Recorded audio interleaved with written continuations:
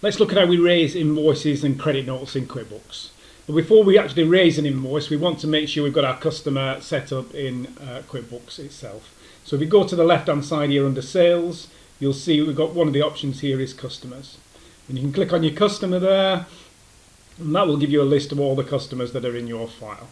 And if you want to search for a customer, there's a nice little search bar there where you can go and find a particular customer that's set up in here. So if your customer already exists in QuickBooks, they will be in here. And if you click on a particular customer, so let's pick Benjamin there as an example, the customer details will come up, and we can always edit a customer through the edit button in the top right here. So if we go and edit a customer, we'll see that this particular customer has been set up with all the details. The address details are in there, and there's tabs along here in the middle, and included in those tabs is a payment and billing tab, and that's where you can apply the terms for a particular customer. So we haven't got any terms in here. The terms on our invoice will default from the accounts and settings that we originally set in at the start of our QuickBooks program.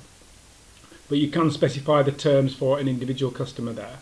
So if you've got your customer set up correctly in here, then you can go to the plus sign at the top left, and we've got an option. One of the entry points we can use in QuickBooks is the plus sign to raise an invoice, and under customers there we can go to the invoice screen. So here on the invoice screen, again, we can now pick our customer. We can start typing the name, or we can just go down the list, and I'll pick Benjamin, who we've just looked at. And we can see the address feeds through from the settings. There was no email set for him, so there's nothing come through on the email. And the terms were not set for Benjamin either, so that's defaulted to our main default settings for terms. Date will populate, and the invoice number here will be the next number along from the last invoice that was generated. So when we're completing an invoice, we will pick our customer name, and as you can see there, it will populate the invoice form. Lower down the invoice, we'll want to pick the product or service we're selling to our customer, and that links to the product and service list. And if I click in here and download, we'll see the list available to us. And on this particular occasion, I'm going to sell Benjamin a product called Gold Party. And if I click on Gold Party, it will feed all the information that was in our settings in product and service on the product and service list. So it was set with a particular specific price on this occasion. It was set with a certain VAT code. So that all comes through, but can be edited. We can change that particular amount. If appropriate, we can change the VAT code. This is coming through with an exclusive tax code. Again, that is a setting in our accounts and settings which we initially looked at when we were setting up our QuickBooks file. Down below here is a calculation of our VAT, calculated on the basis of the amount and the VAT code set in there. So that's all populated for us. If we're happy with that particular setting, we have options at the bottom to just save it, or we can save and send if we have an email address. And if we click on the little drop down here, we have other options to save as well. So I can save and new and go on to a new invoice, save and close, and it will just go back to our normal screens and not a new invoice screen. Save with sending a link, and we now also have the option of saving and sending an email link to WhatsApp. So it will ask us for the customer's email address to send a WhatsApp message if we want to take that route. Down at the bottom here on our invoicing, we also have the option under print preview here to click in there and print preview the actual invoice that we've created.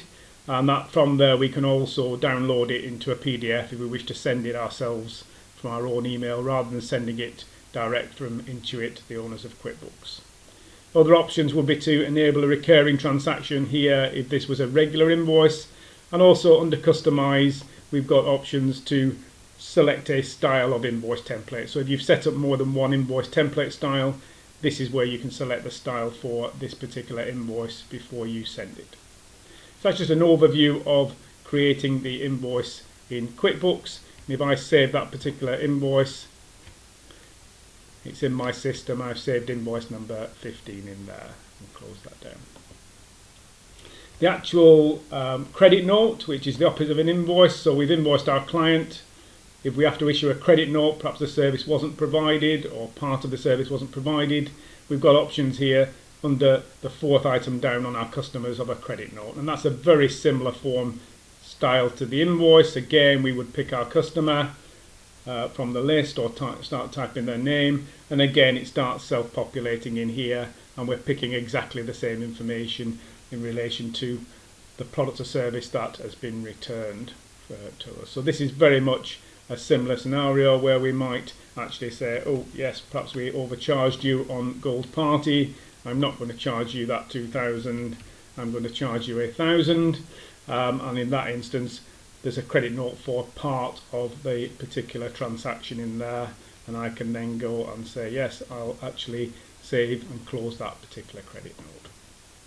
So that's an example there of raising an invoice and raising a credit note in QuickBooks Online.